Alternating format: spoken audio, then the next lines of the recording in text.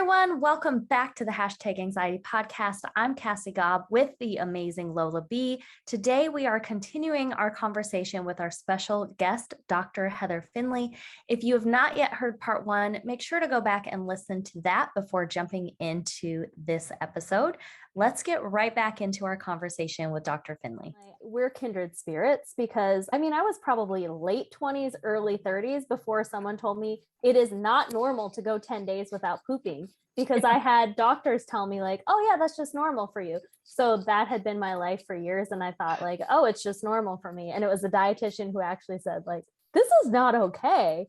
And I worked with a dietitian it took a whole year, but we finally mostly got the poop issues under control. And one of the things that, everyone would tell me was eat more fiber.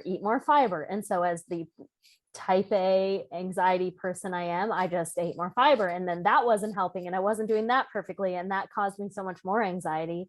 Can you speak to the fiber thing? Because I think when people hear constipation, that's constantly what somebody will say, like, oh, add fiber. And for me, that actually made it 1,000 times worse. But I think like, then that just played into my anxiety, right? Like, then I was anxious because this wasn't working, and now what's wrong with me and all of that stuff. I have cancer. That's the jump I go to. Oh, yeah, I'm clearly dying. I have an colon cancer, right? Yeah. I think I at one point was like, I might internally combust. Like, what is happening here?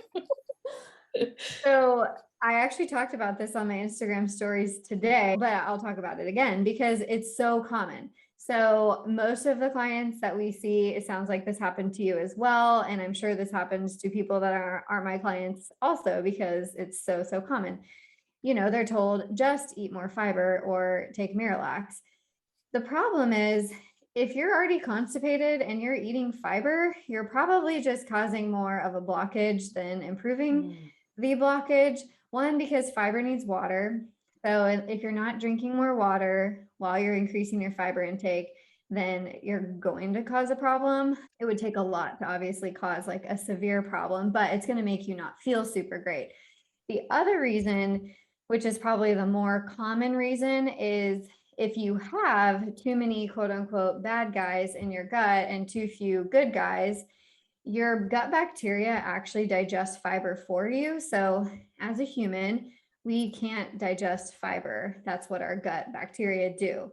So if you don't have a wide variety of bacteria in your gut and you're just eating all this fiber, it's probably causing a lot of symptoms like bloating and constipation and gas and things that you don't want. And so it's just slowing things down even more, because that fermentation process, which happens when you eat fiber, is not only making you feel terrible and bloated, but it's also kind of contributing to the problem. So you have to address the motility piece first and get things moving before you start loading somebody up with fiber, typically. And there are certain types of fiber that people tend to tolerate better than others.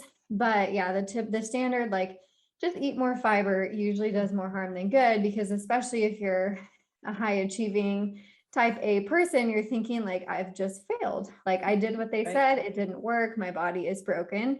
And it's not, it's actually doing exactly what it's supposed to do. It's just not what you want it to do, obviously. Right. You talked about motility, and you mentioned earlier a little something about gargling and humming. Will you talk a little more about that, what that means and how it can be helpful? Yeah. So we know the vagus nerve is really helpful for motility as well as for anxiety. So you can kind of kill two birds with one stone. Oh, we're all about that. Yeah, by stimulating your vagus nerve. So one way in which you can stimulate your vagus nerve is through gargling. So I usually tell my clients to do this like in the shower so you don't get water all over yourself, but get a cup of water and gargle like very aggressively, like try to get your eyes to water for a couple minutes. And, you can keep like taking the water, spit it out, gargle that way. The other way in which you can stimulate your vagus nerve is through humming. So you can hum happy birthday twice before you eat. The other way you can stimulate your vagus nerve is, you might not want to do it now because it's winter, but turn your shower on cold for 30 seconds at the end. that will stimulate your vagus nerve. So if you're brave, you can do that. Personally, I choose to not do that, but I have some brave I clients agree. that do. And there's lots of other things, but those are some common recommendations that we give our clients. Got it. Thank Work you. out for your vagus nerve.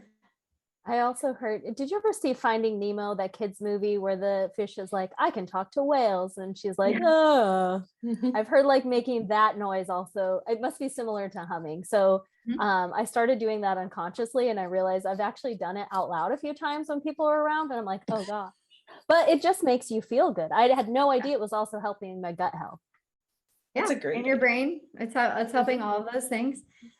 Yeah, there's studies on opera singers and how they actually have really good vagal tone because of singing at a super high octave. So if you want to like really take it to the next level, you could sing opera in the shower when it's cold, and you're like really going above and beyond. I love that. I'm a type A overachiever, but no, I'm out. You're not doing that, Yeah, Cassie? yeah, I found Oh my my limit, gosh. guys. Yeah, that you will not do. I think the other thing that people assume will just take care of things is probiotics. Just give me a probiotic, tell me what to take, I'll take it, and it'll be good. And that's not how that goes. Because I tried it, quite honestly. I'll be honest. I tried it. It didn't do the trick. Yeah, I wish it did. Yeah. Probiotics are amazing, but the one thing that you have to keep in mind, or one of the things that you have to keep in mind about probiotics, is they're strain specific. So just like if you had a migraine and you went to the pharmacy and they gave you migraine medication, you would want to know, this is the type of medication I need to take, this is the dose I need to take, and this is how long I need to take it. Probiotics are the same. You need to know the strain, the length, and the dose. And so there's lots of different probiotics. They all do different things. So going to Whole Foods and buying the most expensive probiotic isn't necessarily going to do the trick, even though that's kind of what we've been told and marketed to. So they can definitely help. But what I typically find is a lot of our clients find that probiotics make their symptoms worse. And if that's the case, it's because there's an underlying gut issue that we need to address first. Then you can tolerate probiotics. A lot of our clients, kind of going back to the sauerkraut conversation earlier, a lot of our clients can't even tolerate fermented foods at first because they really irritate their gut, or like yogurt really does not work for them. So just keeping in mind, the gut is a muscle.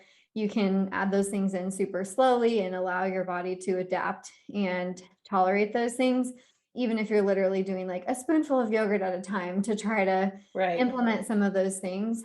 But really, fiber and dietary variety, in my opinion, matters so much more than probiotics, because if you're taking all these expensive probiotics, but you're not feeding them the fuel source that they need, then it's kind of a waste of money. Because just like we need food to survive, so do probiotics, and they eat fiber. So if you're eating no fiber because it makes you feel terrible, then the probiotic that you're spending $1 million on is probably not doing anything for you. And they kind of act like travelers. So they come into your gut, they eat the food, they see the sights, and then they leave. It's more helpful to kind of take a step back and, okay, what's contributing to the symptoms I'm having? And then probiotics more at the end actually have their time in place as far as utilizing them. One of the things I really enjoy about your Instagram page is you do some recipes, or you just give ideas about food groups, foods to put together, things that would be, a nutritious, delicious breakfast that would help with motility or, with gut issues. And you often reference chia seeds in your recipes. Will you talk about that? Because I don't know. I mean, I know what they are, but I don't really know what they do. Why do you use those so often in your recipes? I love chia seeds. Chia seeds are amazing because they are a soluble fiber. So they actually are the specific type of fiber that feeds your gut bacteria. Not all fiber is prebiotic, meaning it's the type of fiber that feeds your probiotic bacteria. So chia seeds are a prebiotic soluble fiber. And usually they're pretty well tolerated, even with people that have digestive issues, which is why I often recommend them. And they're just so high in fiber that they're really easy to add in like a small amount to something. 2 tablespoons has 10 grams of fiber, which is like a third of your daily fiber intake that's recommended. And you don't even need to do 2 tablespoons because that might be like a shock to your system if you're not used to having them. So I But should not do 6 tablespoons in order to get my full daily amount? I mean, you can, but be prepared for some symptoms. Okay. Maybe. But they're great. You can add them to oatmeal. I have some clients that add them to scrambled eggs. It adds like a interesting texture. You can add them on nut butter. You can add them to yogurt. Like they're just pretty versatile as far as what you can add them to. So definitely something that we incorporate and add in with our clients. Cool. I like that you talked about, that people, when they come to you for help, that they find out they're not alone. And we've talked about that on here. There's really comfort in community. And one of the reasons that Cassie and I started to do this podcast was that reason, that, we were talking to each other about anxiety and how it shows up in our lives, and figured out, oh my gosh, we have so much in common, and there's so many things about it that's unique to people who have anxiety, but there's millions and millions and millions of people who have anxiety.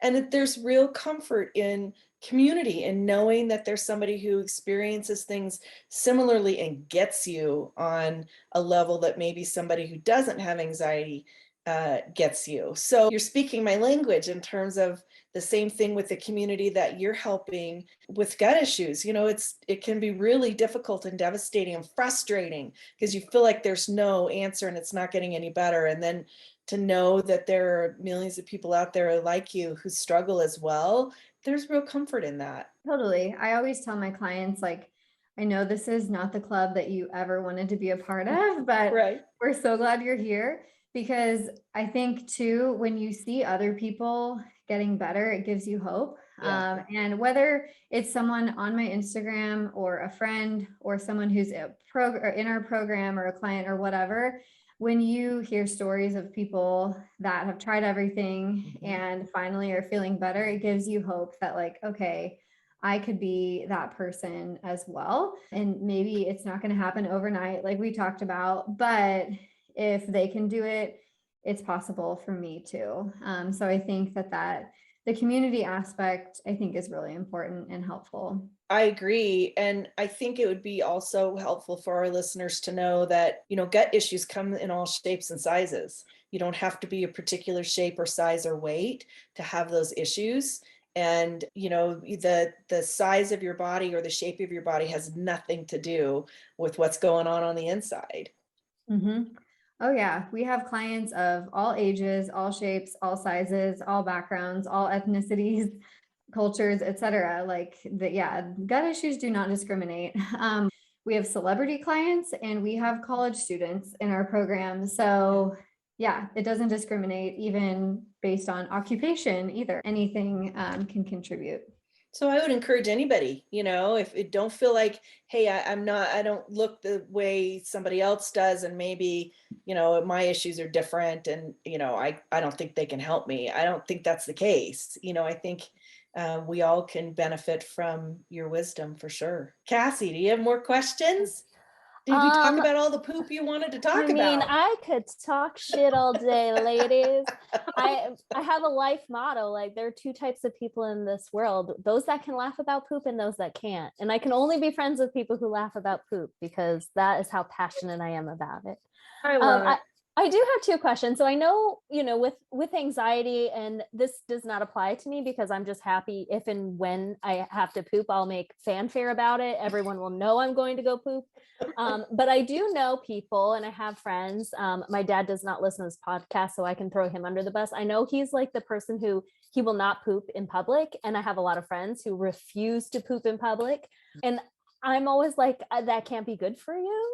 Like, it just shouldn't, you should just poop if you have to poop.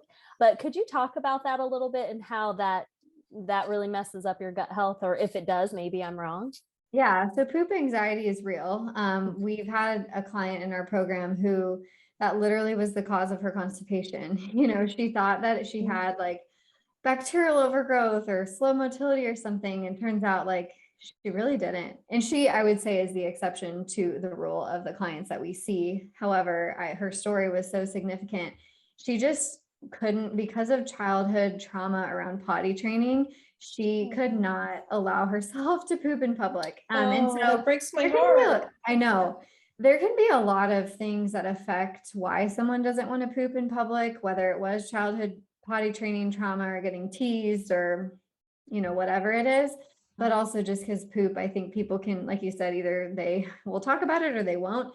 Sometimes people can be weird about it, but yeah, it's not great for you. One of the main reasons is because of your pelvic floor. So you have muscles in your pelvic floor that connect your bladder and your rectum and everything that helps you eliminate. And so if you're constantly ignoring the urge to poop, you're going to lose that stimulation over time. So the pelvic floor piece is really important, and you don't want to forget that part of it as well. And then again, we're not sponsored, although we will happily be sponsored on this podcast. But Squatty Potty, I'm a big fan. I sing its praises. I tell everybody to buy it. I've given them as Christmas gifts because I think they're very beneficial. But again, I could have just got into a marketing scheme. Remember when they first came out and they had like the rainbows or the unicorns pooping rainbows? Yeah. And I was like, I need to have that because one of my friends had them and I was like the best thing ever. So is something like that helpful? And for those of you listening, if you don't know what a Squatty Potty is, it's basically, it's a poop stool. You put it around your toilet. And when you're going to go poop, you kick your legs up, you sit back, relax, and let it flow. Yep. So I actually have given it as Christmas presents before as well. I put it in my husband's stocking one year. He did not find it comical like I did. So we're on the same page there. Yes, they're amazing. And going back to the pelvic floor piece, actually the way that US toilets are designed is anatomically incorrect. The whole goal of the Squatty Potty, as they showed on their unicorn video, is that it actually helps get your body in the correct anatomical position to have a proper bowel movement because it doesn't pinch part of your rectum. So whether you have a Squatty Potty or not, the goal is to have your knees above your hips to open up that pathway.